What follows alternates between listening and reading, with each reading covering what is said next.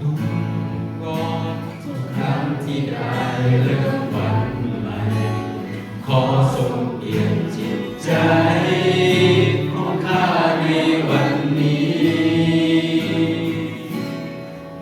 ขอรู้ว่าข้ายอมเชื่อฟังเราทรงประทานสิ่งที่ดีชีวิตที่มีจะไม่เป็นเหมือนเดิมเฝ้าทูลวิงวอนทุกครั้งที่ได้เริ่มวันใหม่ขอทรงเปลี่ยนจิตใจของข้าในวันนี้ขอรู้ว่าข้ายอมเชื่อฟังเราทรงประทานสิ่งที่ดีชีวิตที่มีจะไม่เป็นเหมือนเดิมให้พระองค์ทรงช่วยเปลี่ยนและสร้างหัวใจขึ้นใหม่เพื่อสอนให้ข้ารู้จักน้ำพระทัยข้าขอถวายวิญญาณนมัสการเสมอไปเป็นเครื่องบูชาที่หายใจแด่พระองค์ชีวิตที่เหลือเปลี่ยนกายเป็นเหมือนพระองค์ให้หลับเต็มลงจากหัวใจจนส่งไปในวันนี้ข้าพร้อมยอมเชื่อฟังว่าทรงนำทุกการตัดสินใจที่ข้าดำเนินอยู่ในทางชอบธรรมให้พระองค์ทรงช่วยเปลี่ยนและสร้างหัวใจขึ้นใหม่เพื่อสอนให้ข้ารู้จักน้ำพระทัยข้าขอถวายวิญญาณนมัสการเสมอไปเป็นเครื่องบูชาที่หายใจแด่พระองค์พี่น้องทั้งหลายครับให้พวกเราคิดถึงสิ่งล่อลวงในโลกนี้ที่พวกเราสำเร็จในหน้าที่การงานจนพวกเราเพลิดเพลินและยินดีกับการกระทำของตัวเอง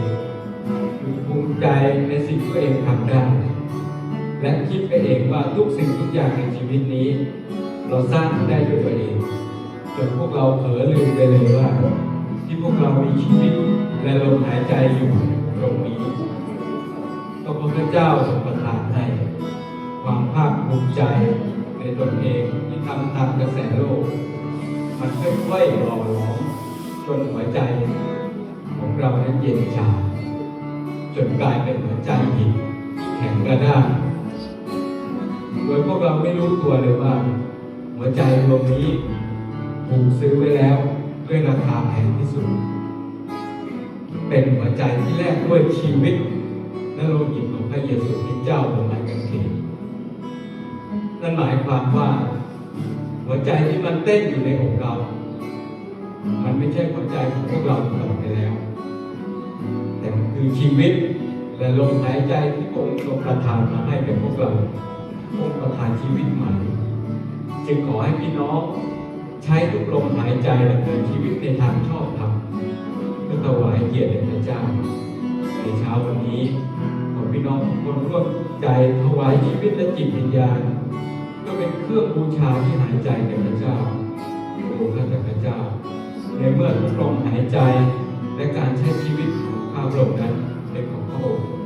ขอได้โปรดทรงเปลี่ยนแปลงหัวใจและสร้างหัวใจของพวกเราขึ้นมาขอองค์ทุกหัวใจหินที่แข็งกระด้างและดื้อดึงตรงนี้ออกไปและขอองค์ทรงประทานหัวใจเนื้อที่อ่อนโยนเป็นหัวใจที่ชอบธรรมหัวใจที่ยอมตะลุต่อพระองค์และสอนข้าพระองค์รู้จักน้ำพระทัยของพระองค์ขอทุกลมหายใจที่เหลืออยู่ในชีวิตนี้ตลอดไป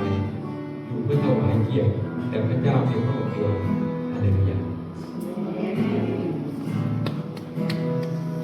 เฝ้าทูลวิงวอนทุกครั้งที่ได้เริ่มวันใหม่ขอทรงเปลี่ยนจิตใจของข้าในวันนี้เพราะว่ารู้ว่าข้ายอมเชื่อฟัง พระองค์ทรงประทานสิ่งที่ดี ชีวิตที่มีจะไม่เป็นเหมือนเดิม ให้พระองค์ทรงช่วยเปลี่ยนและสร้างหัวใจขึ้นใหม่ เพื่อสอนให้ข้ารู้จักน้ำตาไทย ข้าขอถวายวิญญาณนมัสการเสมอไป เป็นเครื่องบูชาที่หายใจแด่เรา เป็นเครื่องบูชา